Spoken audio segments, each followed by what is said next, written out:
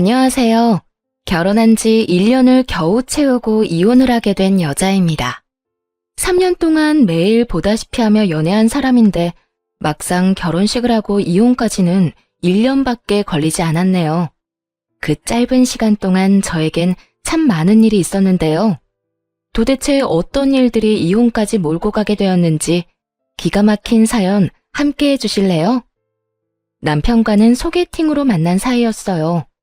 남편은 시부모님이 어렵게 낳은 하나뿐인 자식으로 사랑을 많이 받고 자란 아들이었죠. 저에겐 오빠가 있었는데 친정오빠가 본인 가정을 꾸리고 사는 모습을 보며 빨리 그러한 가정을 꾸리고 싶다는 생각을 하곤 했어요.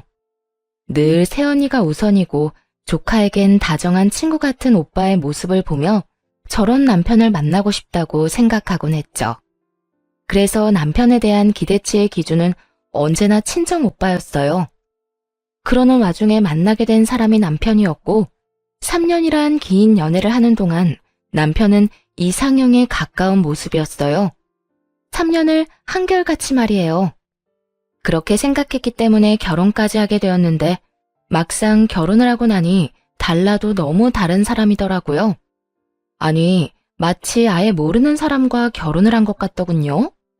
항상 부지런하고 주변을 깨끗이 하던 모습은 온데간데 없이 사라지고 자기가 먹은 밥그릇 하나 싱크대에 넣은 법이 없었거든요. 게다가 뱀 허물 벗어놓듯 집 복도를 따라 옷을 차례대로 던져놓기 일쑤였죠. 여보, 이게 다 뭐야? 옷은 빨래통에 넣어야지. 복도에 이렇게 다 던져두면 누구 보고 치우란 말이야? 결국 참지 못하고 남편에게 잔소리를 하게 되었고 남편은 정말 미안하다는 표정을 지어 보이며 이렇게 말하더라고요. 미안. 집에 오니까 답답해서 빨리 옷부터 갈아입느라 그렇게 됐네. 내가 다 치울 테니까 그냥 둬. 그리고 밥그릇도 그래. 다 먹었으면 싱크대에 넣어두는 거 힘든 일 아니잖아. 그냥 그렇게 두고 자리 떠버리면 나도 기분이 썩 좋진 않아. 우리 둘 다 일하는 사람인데 그 정도는 서로 기본적으로 해야 하는 거 아니야? 어? 알겠어. 집에선 엄마가 매번 그냥 두고 얼른 가서 쉬라고 하니까 습관이 됐나 보다. 다음부터 신경 쓸게. 그래도 처음엔 대답이라도 잘하더라고요. 미안하다. 다음부턴 조심하겠다. 자기도 모르게 그랬다고 하면서요. 하지만 말만 잘했을 뿐 행동은 전혀 달라지지 않았고 결혼한 지 3개월도 되지 않았을 때 결국 폭발하고 말았어요. 아, 진짜 이건 아니잖아. 옷을 빨래통에 넣는 게 그렇게나 힘들어?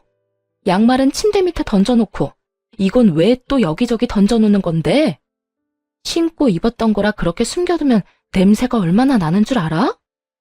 네, 남편의 최악의 습관 중 하나는 지나가는 곳마다 옷으로 발자취를 남기는 것이었죠. 먼지 많은 침대 구석진 곳, 침대 아래, 여기저기요. 심지어는 드레스룸 행거 안쪽에 던져두고는 잊어버렸다고 하더군요. 그렇게 두면 집안 곳곳에서 구린내가 진동을 하는데 정말 미칠 지경이었죠. 그 냄새 때문에 머리가 지끈지끈 아파서 가만히 있어도 짜증이 확 올라올 지경인데 남편은 잔소리가 짜증난다는 듯 인상을 찌푸리며 말하더라고요. 그만 좀 해라. 그렇게 냄새나고 싫으면 나한테 이럴 시간에 당신이 치우면 되는 거잖아. 매번 이렇게 쫓아다니면서 잔소리하는 거 안 지겨워? 그러는 당신은 이렇게 막 어지르고 다니는 거 안 지겹니? 내가 이렇게까지 말하면 하는 척이라도 하겠다. 같이 사는 사람이 그렇게나 싫다는데 좀 신경 쓰면 안 돼? 어려운 일도 아니잖아.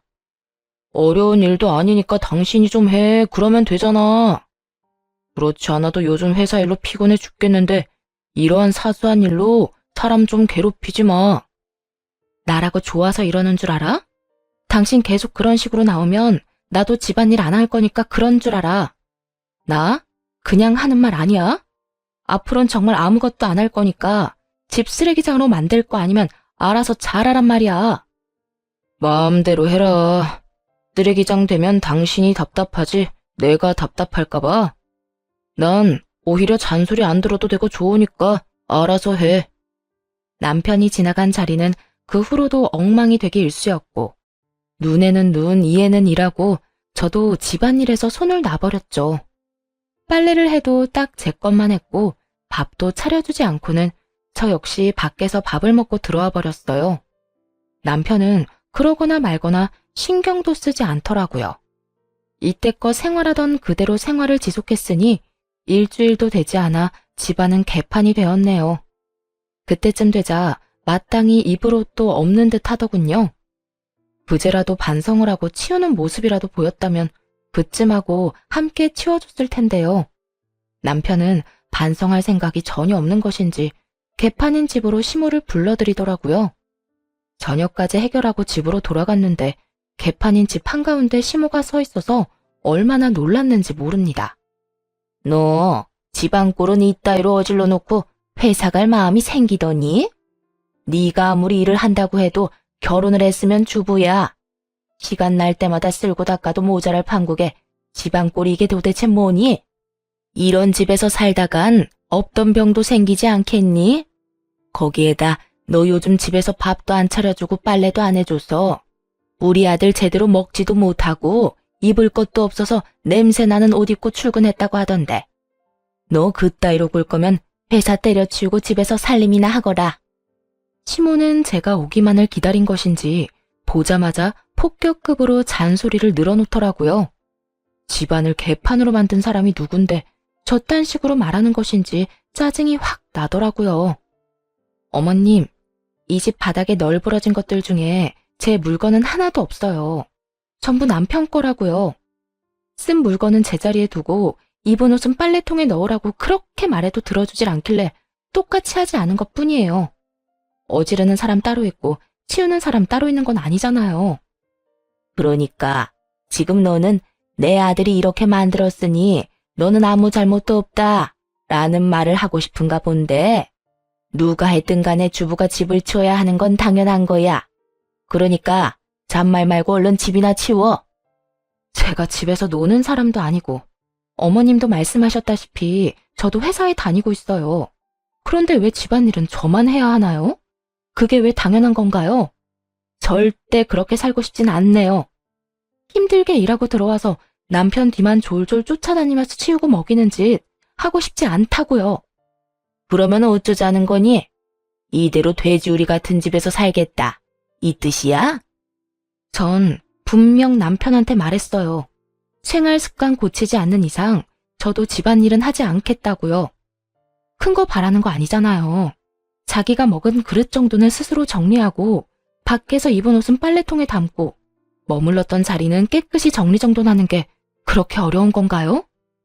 너 진짜 웃긴다. 그 잡일이나 하라고 우리 아들 장가 보낸 줄 아니?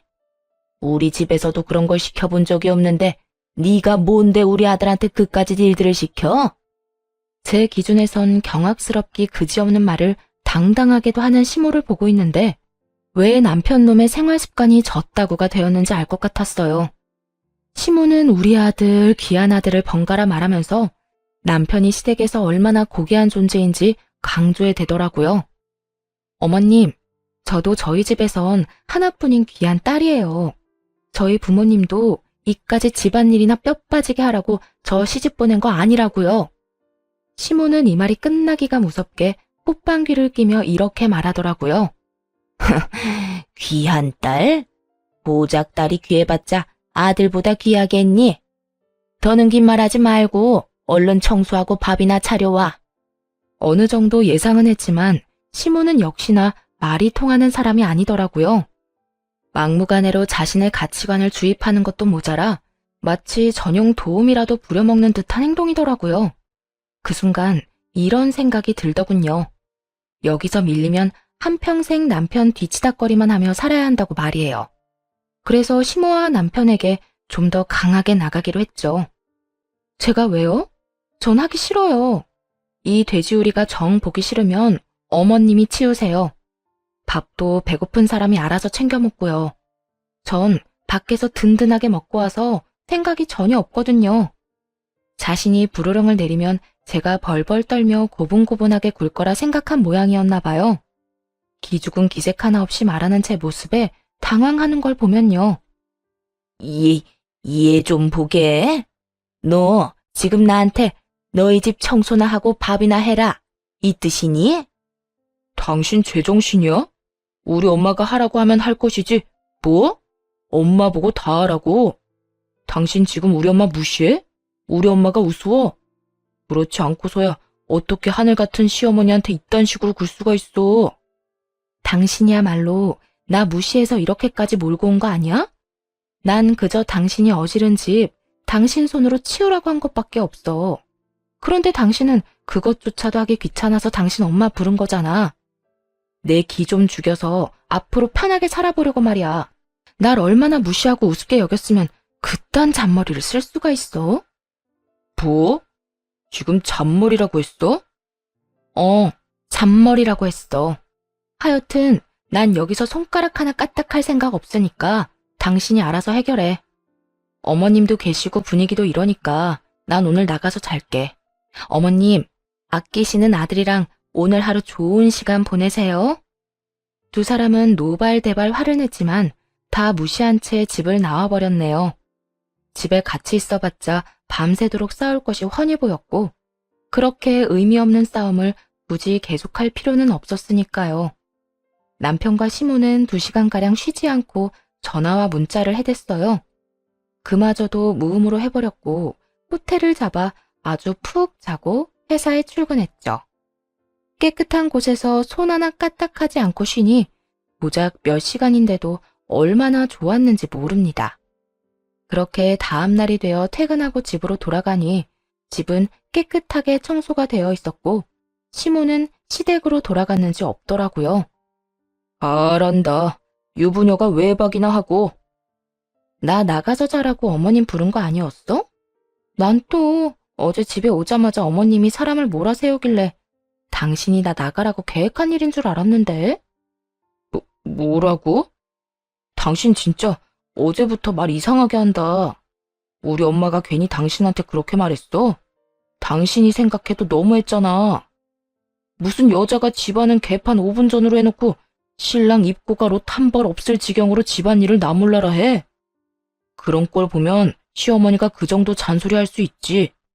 말은 좀 똑바로 하자.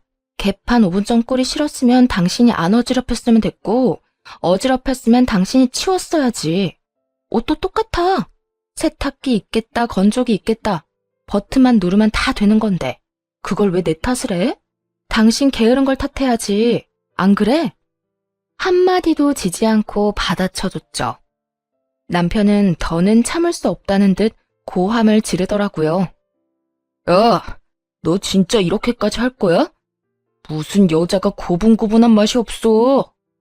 여자는 고분고분한 맛까지 있어야 해?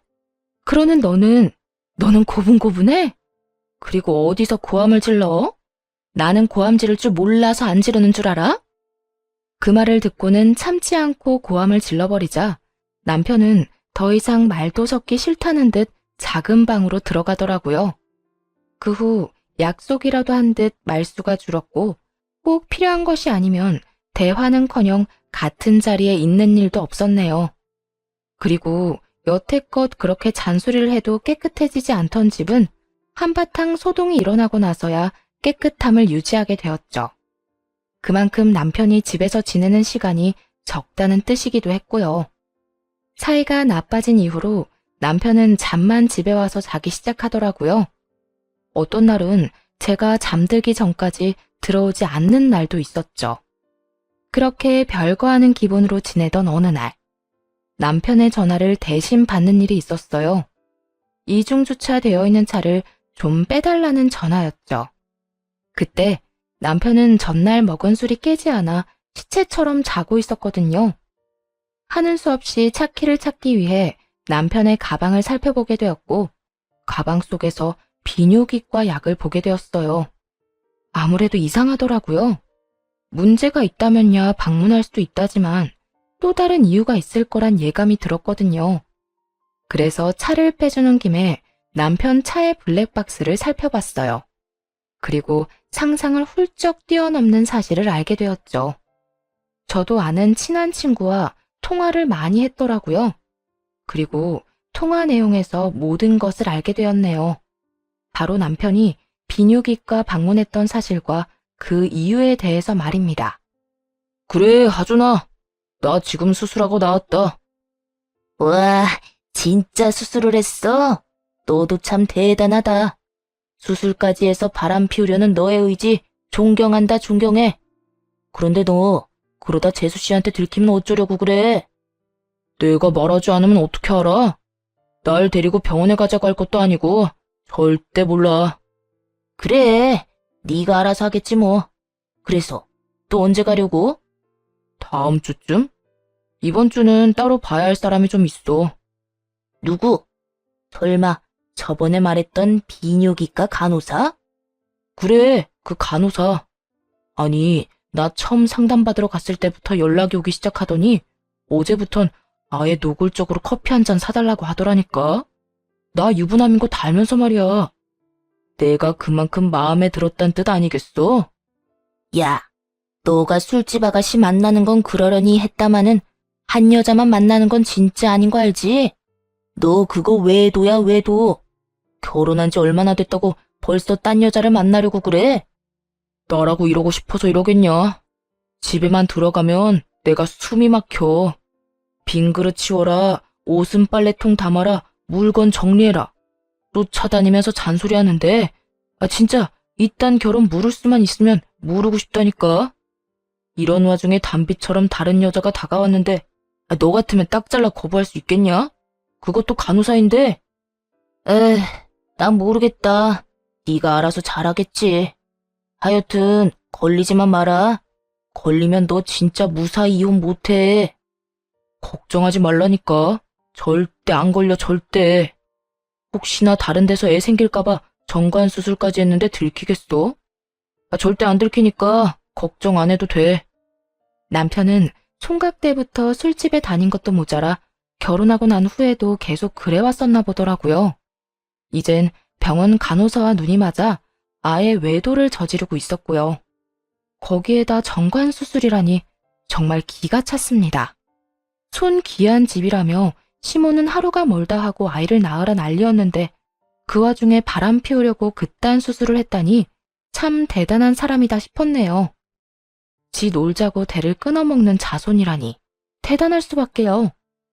워낙 남편과 시댁에 대한 실망이 커서 그런지 이 사실을 다 알고 난 후에도 충격은 그다지 크지도 않았어요. 그저 예상치도 못했던 내용에 황당하고 기가 찼죠. 그리고 곧바로 상간녀에 대해 조사해보기 시작했어요. 알아보니 상간녀에겐 남자가 한둘이 아니더라고요.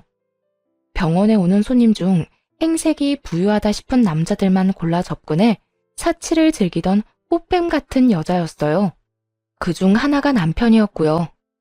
시기를 생각해보면 남편과 만나기 시작한 것은 그리 긴 시간이 아니었는데 이미 남편은 상간녀에게 간이고 쓸개고 다 빼줄 기세로 돈을 쏟아붓고 있었더라고요. 시댁이 사는 편이었으니 마르지 않는 샘물에서 마구 퍼다주는 상황이었죠. 오빠, 나한테 이렇게 많이 사줘도 돼? 집에서 뭐라고 안 해?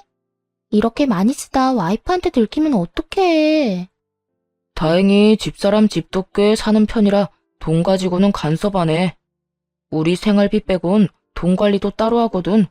심지어 적금도 따로 들어. 아마 내 월급이 얼만지 내가 어디에 어떻게 돈을 쓰는지 관심도 없을걸? 그렇구나. 난 그것도 모르고 혹시나 하고 기대했네. 기대? 걱정한 거 아니고? 그래, 기대. 난 내심 우리 사이를 들켰으면 하는 마음도 있거든. 그냥 확 들켜서 오빠 이혼하고 나한테 왔으면 좋겠어. 뭐라고? 그게 진심이야? 그럼 진심이지. 나도 이제 결혼 생각해야 하는 나이고 다른 사람 만나 결혼하는 거보다 오빠랑 결혼하면 좋겠다는 생각도 해. 오빠는? 오빠는 나랑 결혼 같은 거 생각해 본 적 없어? 나야 당연히 결혼 생각도 했지. 내가 말했잖아. 내 와이프 성격 파탄자라고 말이야. 성격만 더러운 줄 알아? 집에서 청소도 안 하고 밥도 안 차리고 심지어 빨래도 안 해. 이건 뭐 와이프를 데리고 사는 건지 모시고 사는 건지 모르겠다니까. 그건 아니지. 나 같으면 오빠 같은 남자랑 살면 뭐든 다 해주겠다. 삼시세끼 12첩 밥상을 차려줘도 안 힘들 것 같구먼. 그 여자는 배가 불렀네, 불렀어. 그러니까 내가 진짜 눈이 삐었었지. 너 같은 여자를 두고 왜 그런 여자를 만나서 이 맘고생을 하는지 모르겠다니까. 하여튼 하는 꼴 보아하니 조만간 이혼 이야기 나올 것 같으니까 조금만 더 기다려줘. 와이프 입에서 이혼 이야기 안 나오면 나라도 할 테니까. 나 이혼하면 우리 결혼하자. 알겠지? 응, 오빠. 나 기다릴 수 있어. 사랑해. 흥신소에서 전해준 녹음 파일을 듣고 있는데 제가 하고 싶은 말을 고스란히 남편 놈이 하고 있더라고요. 왜 집안이 이런 꼴이 되었는지에 대한 설명은 하나도 없고 오로지 제 마누라 욕하기 바쁜 남편의 목소리를 들으며 어이가 없어 아무 말도 나오지 않았네요. 두 사람은 들뜬 목소리로 꼴값스러운 대화를 이어가더니 결국 결혼을 약속하더군요. 저만 빠지면 행복해질 수 있다고 확신하는 두 사람의 말을 듣고 원하던 대로 이혼을 해주기로 결심했죠. 다만 그냥 이혼해주는 것으로는 속이 풀릴 것 같지 않아 어떻게 되돌려줄까 고민하던 찰나에 시모가 짐까지 싸서 들어오더라고요. 무슨 일이세요? 그 짐은 또 뭐고요? 보면 모르니? 내 짐이잖아. 한동안 여기서 지낼 예정이니 그런 줄 알고 작은 방부터 청소 좀 해. 허락한 적도 없는데 시모는 태연하다는 듯 집으로 밀고 들어와서는 소파에 앉기가 무섭게 청소부터 시키더군요. 남편 놈도 내쫓고 싶은 심정이 굴뚝 같은데 시모까지 밀고 들어오다니 속이 부글부글 끓어오르기 시작했어요. 전 어머님이랑 같이 지내는 것에 동의한 적이 없는데요? 내 아들 집에 내가 와서 지내겠다는데 네 동의 따위가 필요하다고 생각하니? 네가 이 따위로 구니까 내가 짐을 싸들고 온 거야. 내 앞에서도 이렇게 싹 수 없이 구는데 내 아들한테는 오죽하겠어? 난 내 아들이 쓰레기장 같은 데서 지내면서 밥도 한 끼 못 얻어먹고 사는 꼴 더는 못 본다. 내가 옆에서 너 하는 짓거리 지켜보면서 살림하는 것도 좀 알려주고 그 성격도 다 뜯어 고쳐줄 거야. 아참, 너 임신하는 것까진 보고 갈 거니 그런 줄 알고 있거라.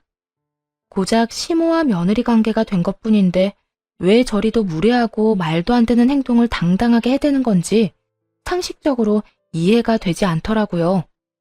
정작 자기 아들 때문에 임신이 불가능하다는 것도 전혀 모르고 저딴 말을 하는 시모가 어이가 없기도 했고요. 임신이요? 어머님, 저 임신 못해요. 하고 싶어도 할 수가 없는 상황이라고요. 뭐? 그게 무슨 말이야 도대체? 설마 너 불임이니? 그래서 임신 못한다는 거야? 내가 너 그럴 줄 알았다. 그렇게 모든 일에 예민하게 구니까 그렇지. 시모는 당연하다는 듯 저 때문이라고 생각했고 저는 말을 돌리지 않고 바로 말해주었네요.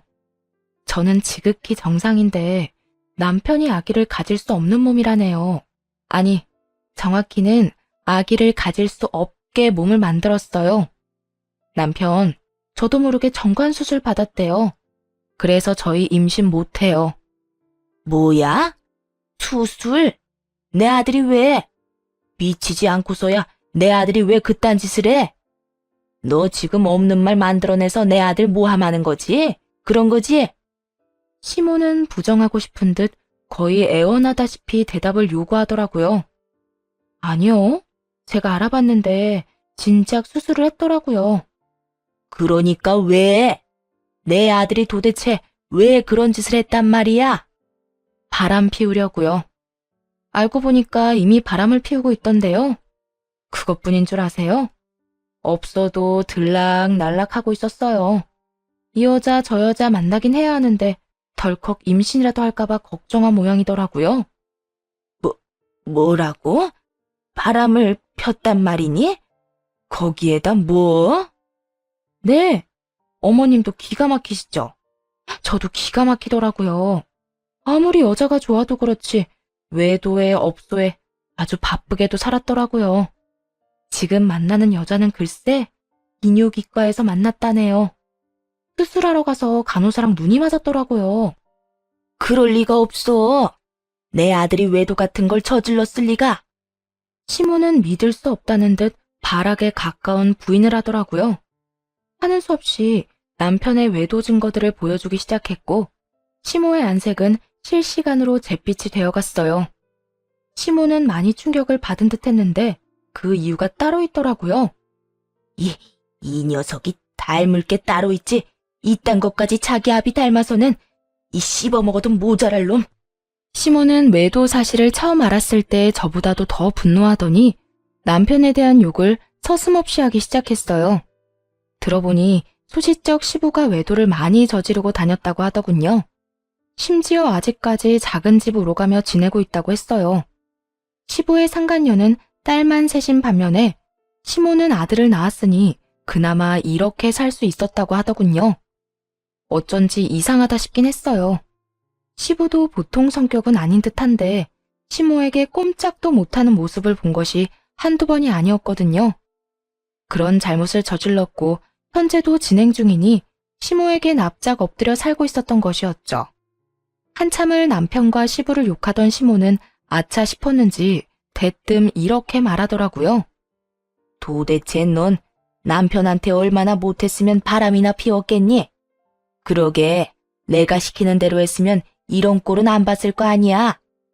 조금 전까지만 해도 조강지 쳐두고 허튼 짓 하는 것들은 상종도 못할 것들이라며 욕하던 사람이 저딴 말을 하니 기가 다 막히더라고요.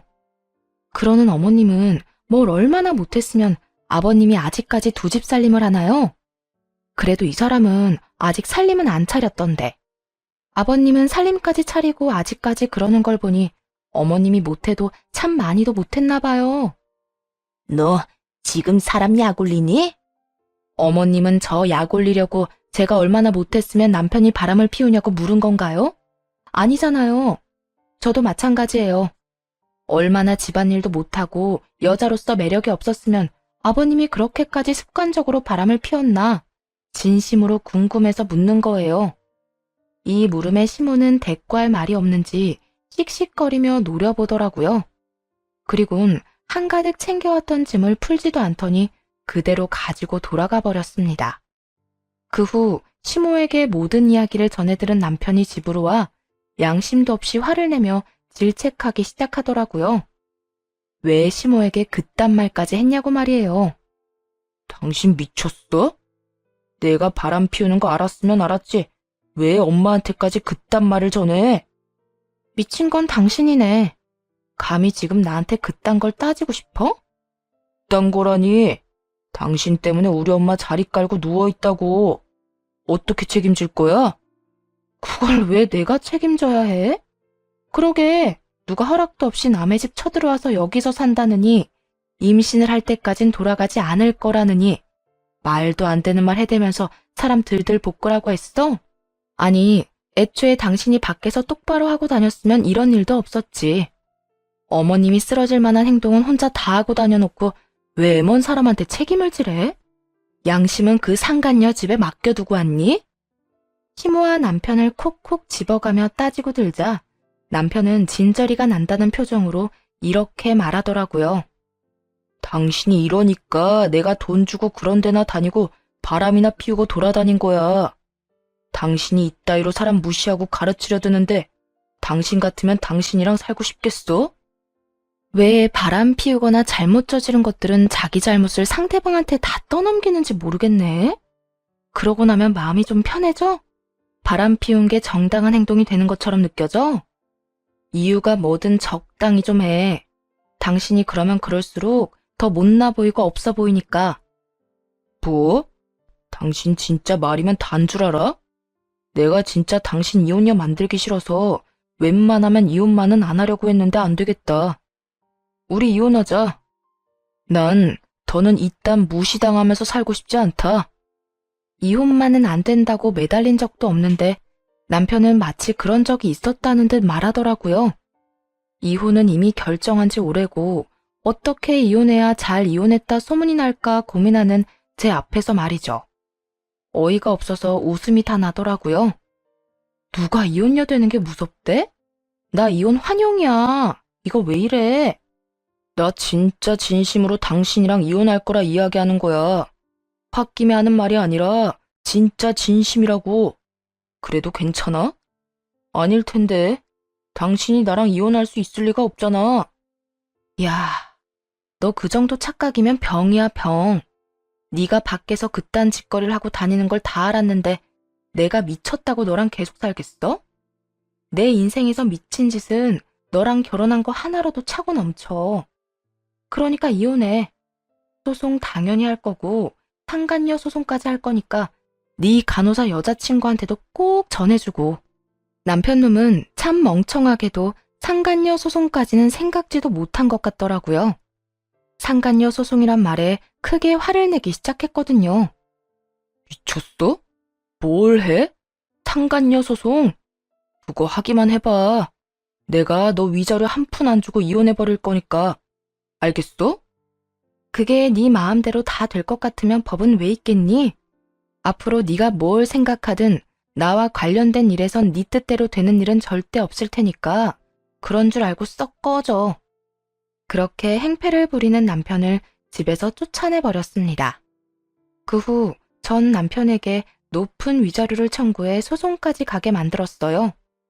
소송까지 가야 남편의 회사에 소문이 돌 거고 일단 소문이 돌면 막을 수 없을 거라 확신했기 때문이죠. 예상대로 소송이 길어지자 남편의 회사에는 이혼 사실과 이혼 사유에 관한 소문이 돌기 시작했더라고요.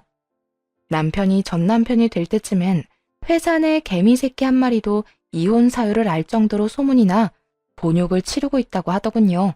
심지어 사실도 아닌 소문까지 돌아서 쓰레기로 낙인이 찍혀버렸다는 이야기도 들을 수 있었어요. 이혼 소송뿐만 아니라 상간녀 소송도 꽤 만족스러웠어요. 끝까지 반성이라곤 모르던 상간녀에게 위자료를 왕창 받아냈거든요. 상간녀는 마지막 그날까지도 참 뻔뻔하더라고요.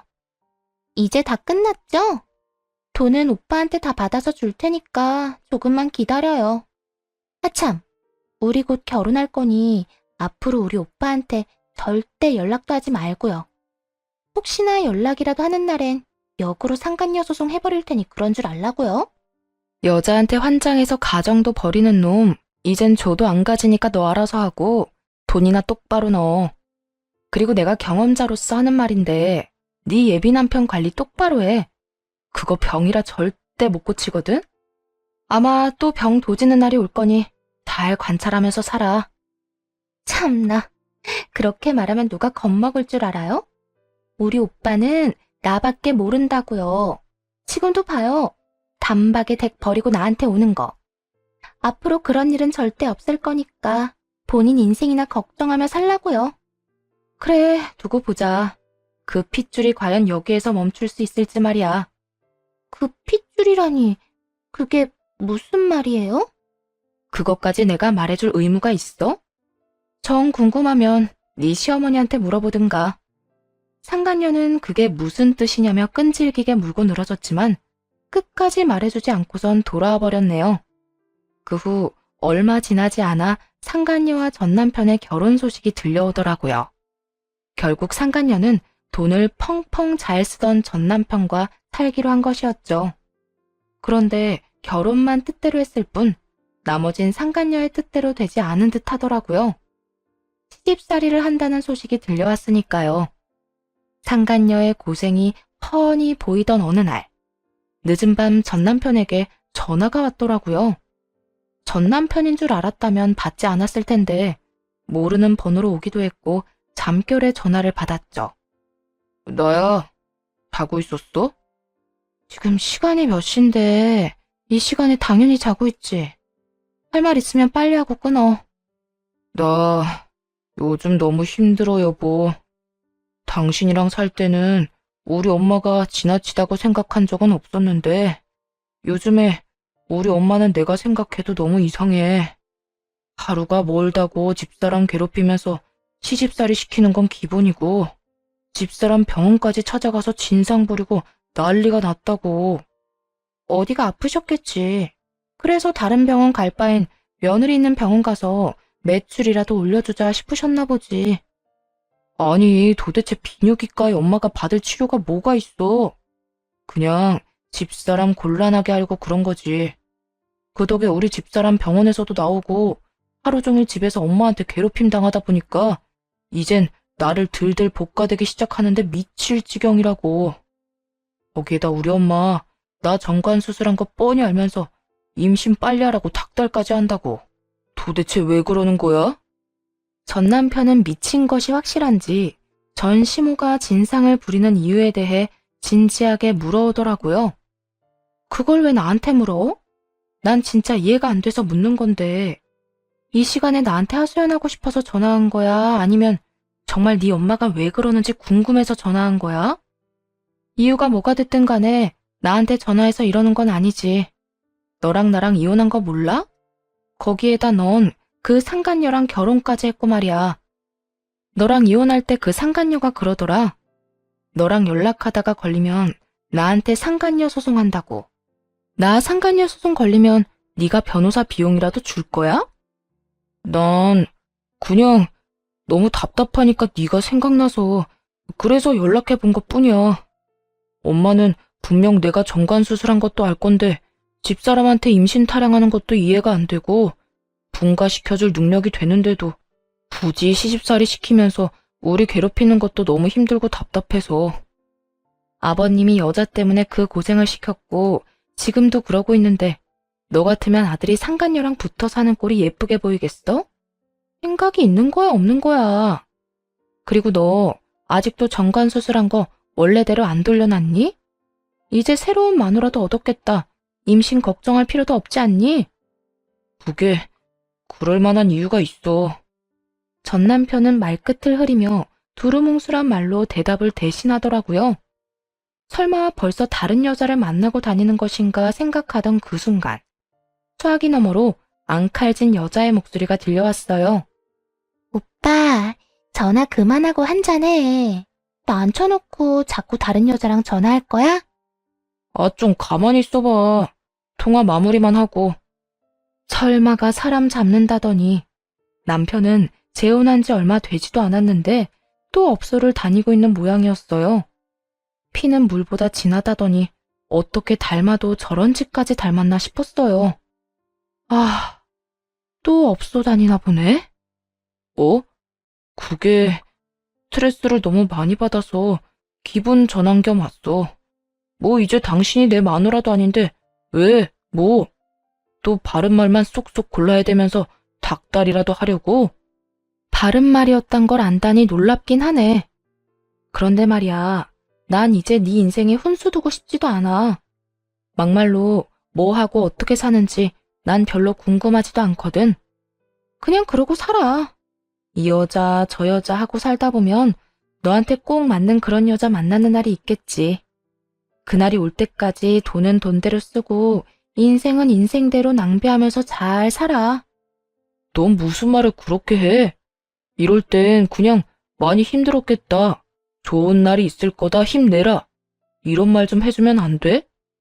하긴 네가 이런 여자니까 내가 너랑 이혼까지 했겠지.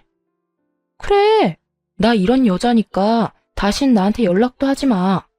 피차 좋은 감정이 남은 것도 아닌데 굳이 목소리 듣고 살아서 뭐해? 그러면 얼른 끊고 하던 일이나 계속해.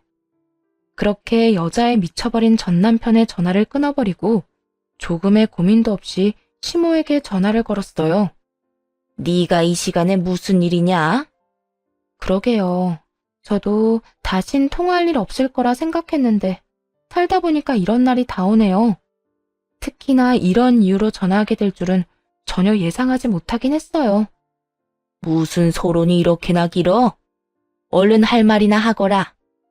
그게 아범이 방금 저한테 전화가 왔더라고요. 뭐 이런저런 하소연하려고 한 전화인 것 같던데 이게 중요한 게 아니고요. 글쎄, 아범이 지금 어디 있는 줄 아세요?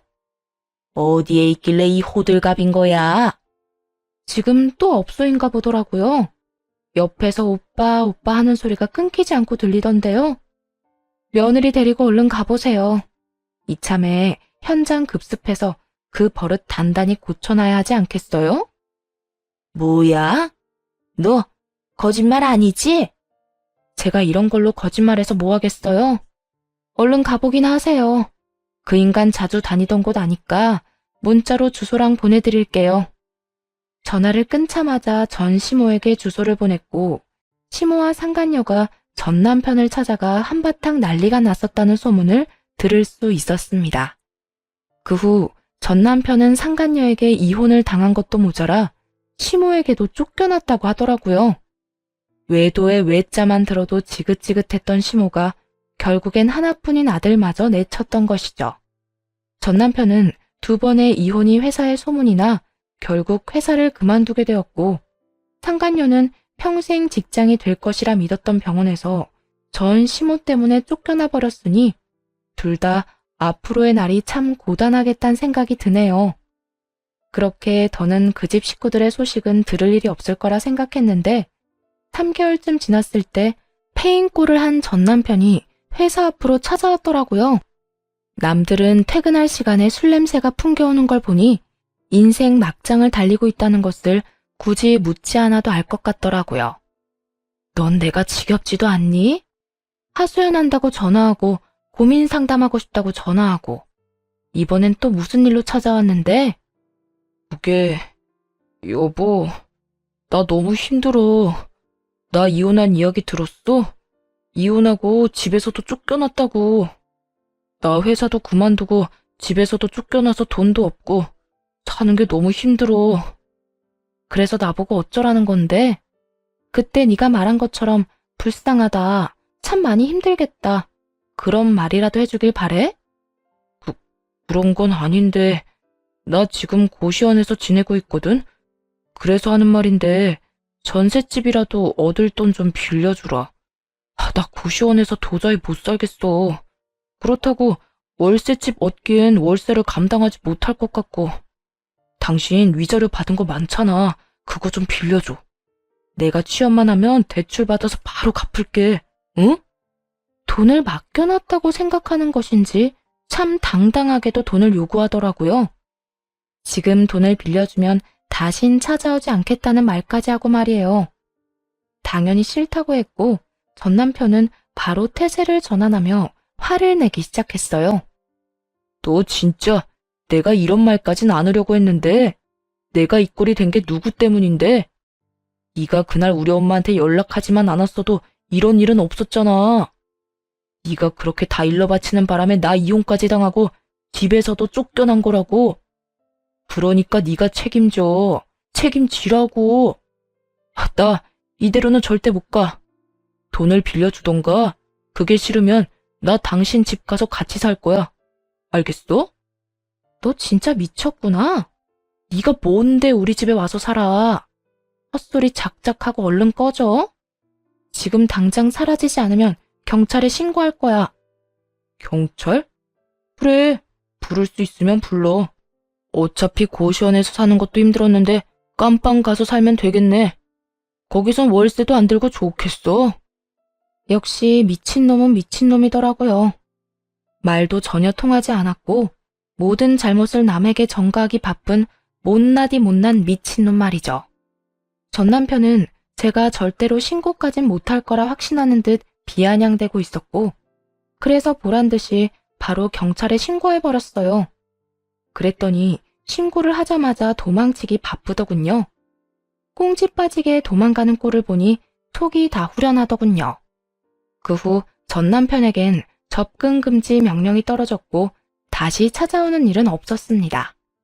건너 들리는 이야기엔 아직도 정신 못 차리고는 있는 돈 없는 돈 다 끌어모아 업소를 다니며 폐인처럼 산다고 했고 전 시모는 화병으로 몸져 누웠다고 하더군요. 그렇게 우리의 악연은 마무리되었고 비교적 결혼 유지 기간이 짧았던 걸 위안으로 삼으며 잘 지내고 있습니다. 결혼 생활을 더욱 길게 끌고 갔다면 모르긴 몰라도 마음의 병을 얻어 지금 같은 생활은 하지 못했을 거니까요. 그 짧은 결혼 생활에서도 불면증으로 고생하긴 했지만 이혼을 하고 난 후 많이 호전된 상태예요. 환경이 바뀌기도 했고 여러 운동을 하며 몸도 힘들게 하고 머리도 비우니 이제는 수면제도 차츰 줄여가고 있어요. 아무래도 이혼 사유가 외도이다 보니 재혼 생각은 전혀 없지만 가끔 연애는 하고 싶기는 한데요. 요즘 운동하는 곳에서 자꾸만 음료수를 건네주는 남자가 생겼어요. 이거 관심의 표현 맞겠죠? 일단 지켜는 보는 중인데 잘 지켜보고 괜찮은 사람인 것 같으면 밥이나 한 끼 먹어볼까 싶긴 하네요. 이혼을 했다고 해도 평생 혼자 외롭게 늙어 죽고 싶진 않거든요. 죄 지은 것도 아닌데 한 번뿐인 인생 제대로 즐기다 가보려고요. 이렇게 제 이야기는 끝이 났습니다. 매일 출퇴근 시간에 즐겨 듣던 사연 열차에 제 사연을 보내겠다고 마음먹고 난 뒤에도 여러 이유로 고민이 많았던 것 같아요. 이혼 이야기를 이렇게까지 자세히 누군가에게 설명한 적도 없었을 뿐더러 굳이 결혼이라는 결정이 틀렸었단 걸 말하고 싶지도 않았던 것 같고요. 그런데 다시 생각해보니 결정이 틀린 것이 아니라 바른 결정을 할 수 없도록 속은 것이더라고요. 그리고 모든 사실을 알고 난 후에는 제가 받은 상처를 돌려주기도 했고요. 그래서 지금 생활에 아주 만족하며 잘 지내고 있습니다. 물론 후회도 전혀 없어요. 어떠신가요? 사연을 듣는 지금 이혼을 두고 고민하는 애청자분들이 혹시 있으신가요? 혹시 그런 분 중에 저와 같은 이유로 이혼을 고민하시는 분들이 계실까요? 그런 분들께 한마디 드리고 싶네요. 외도, 폭력, 도박은 절대 끊을 수 없는 병이라고. 옛 어른들은 말씀하십니다.